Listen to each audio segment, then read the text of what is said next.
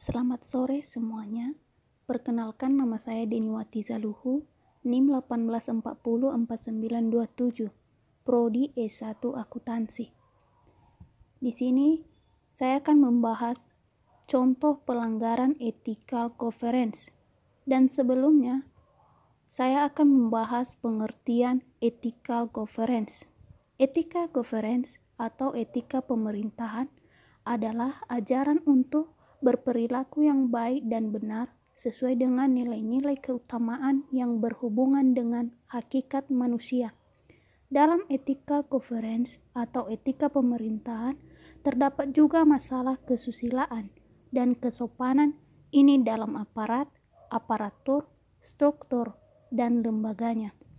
Etika pemerintah tidak terlepas dari filsafat pemerintahan.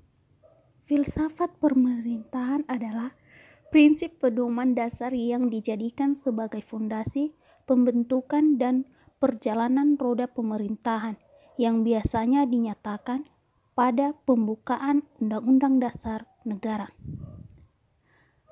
Selanjutnya kita akan membahas contoh pelanggaran ethical governance.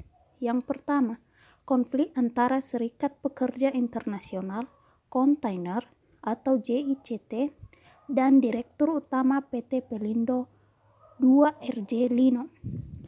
Konflik tersebut terkait dengan perpanjangan kerjasama atau konsensi JICT atau Pelindo II dan Hutchison Port Holding atau HPH. Bahkan sebelumnya, SPJICT telah melaporkan tentang dugaan antara penyimpangan dalam bekerja sama itu dengan Komisi Pemberantasan Korupsi atau KPK. Dibaca dalam Dirut Pelindo II dilaporkan ke KPK.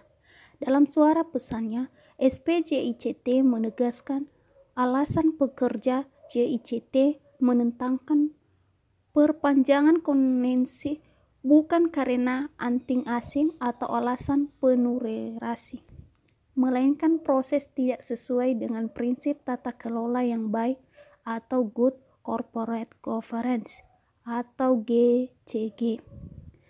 Kata Ketua Umum SPJICT Nova Hakim dalam siaran persnya Senin 19 Oktober 2015, Nova juga menduga ada pelanggaran GCG termasuk dugaan pelanggaran Undang-Undang Pelayaran dan 3 surat menteri serta 1 surat otoritas pelabuhan Tanjung Priok dalam izin konsen itu.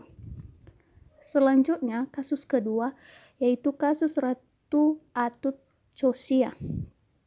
Pada kasus Ratu Atut Chosia ini terdapat beberapa faktor hambatan yang melanggar etika pemerintahan, seperti tindakan tidak jujur dan menyalahgunakan wewenang. Tentunya kedua perilaku tersebut bertolak belakang dengan peran Ratu Atut sebagai gubernur pemerintahan daerah, di mana seorang gubernur atau kepala daerah suatu provinsi memiliki tugas dan wewenang memimpin penyelenggaraan pemerintah daerah berdasarkan kebijakan yang ditetapkan bersama DPRD provinsi.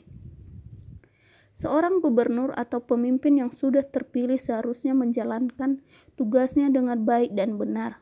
Seorang pemimpin akan diberi tugas yang wajib dilaksanakan. Selain itu juga diberi wewenang dalam memimpin suatu daerah. Namun, wewenang yang mereka miliki disalahartikan, di mana wewenang yang diberikan sebagai sarana untuk melaksanakan tugas dipandang sebagai kekuasaan pribadi. Maka dari itu tindakan yang diperlukan adalah pembentukan etika moral dan disiplin di kalangan pejabat untuk mencegah terjadinya penyalahgunaan wewenang ataupun pelanggaran etika pemerintahan lainnya yang sering terjadi pada pemerintahan masa kini. Demikianlah itu contoh etika governance. Terima kasih.